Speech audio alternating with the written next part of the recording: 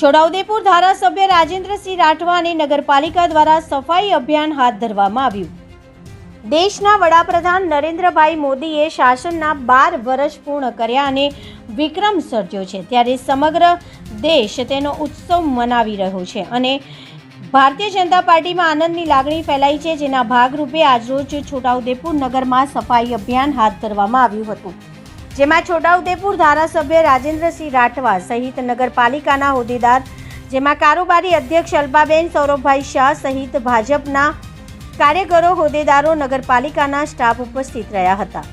જ્યારે ધારાસભ્ય રાજેન્દ્રસિંહ રાઠવા મોદી સરકારના 12 વર્ષના શાસનના 4399 જેટલા દિવસ પૂર્ણ થતાં હર્ષની લાગણી અનુભવી હતી અને દેશ આગળ વધે તે માટે અપેક્ષા વ્યક્ત કરી હતી। આદરણીય વડાપ્રધાન નરેન્દ્ર મોદી સાહેબની સુશાસનના 12 વર્ષ પૂર્ણ થાય છે। સૌથી વધારે વડાપ્રધાન રહેવાનો આજે એમનો રેકોર્ડ થયો છે। 4399 દિવસ જેટલા વડાપ્રધાન તરીકે રહેવાનો અને આ દેશની સેવા કરવાનો આદરણીય નરેન્દ્ર મોદી સાહેબને મોકો મળ્યો છે। તેના ભાગરૂપે અમે આજે છોટાઉદેપુર સરદાર બાગની સામે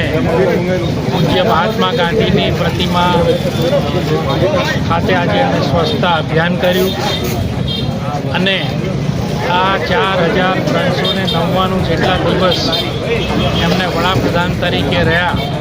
પરંતુ એક દિવસ પણ એમને રજા પાડી નથી। અવિરત આ દેશ પ્રગતિના પંથે આગળ વધે, દુનિયાના અન્ય દેશોમાં એક વિકાસશીલ દેશ બને તે માટે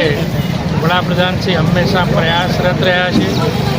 અને 2047માં ભારતની આઝાદીને 100 વર્ષ પૂરા થાય ત્યારે આ દેશમાં કઈ પ્રકારે કામ થવું જોઈએ એવા અનેક પ્રકારના આયામો તેમને આપ્યા અને એ રીતે ભારત આગળ વધી રહ્યું છે। ભારત આત્મનિર્ભર બને, ભારતમાં રહેતી તમામ પ્રજામાં સુખ, શાંતિ,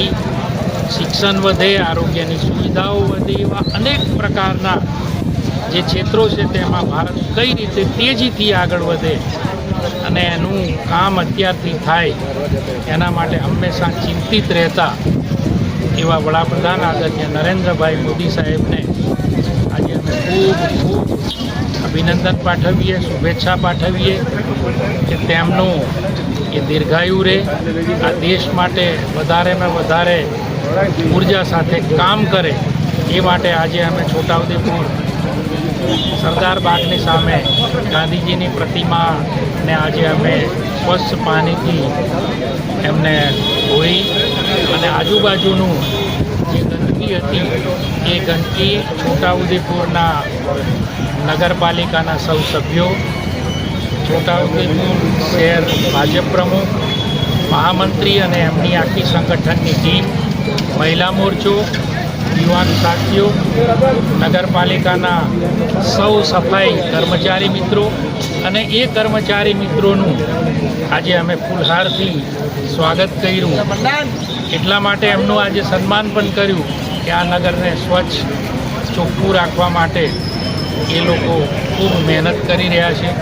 એટલે એમને એમ સફળતા એમની પણ રહે, એમના સહયોગ બદલ એમનું આજે અમે અભિવાદન કર્યું છે। એટલે આજનો કાર્યક્રમ આ રીતે આજે અમારો સંપન્ન થયો છે અને એક સંદેશો આ નગરની જનતાને પણ આપ્યો છે કે જ્યાં ત્યાં આપણે કચરો નહીં ફેંકીએ, પ્લાસ્ટિક નહીં ફેંકીએ અને નગરપાલિકાના સીઓ શ્રી છે, નગરપાલિકાના ઇન્ચાર્જ પ્રમુખશ્રી પણ છે, તેમને પણ વિનંતી કરું કે આપણે હજુને પણ આ નગરની અંદર સફાઈ માટે જે કંઈ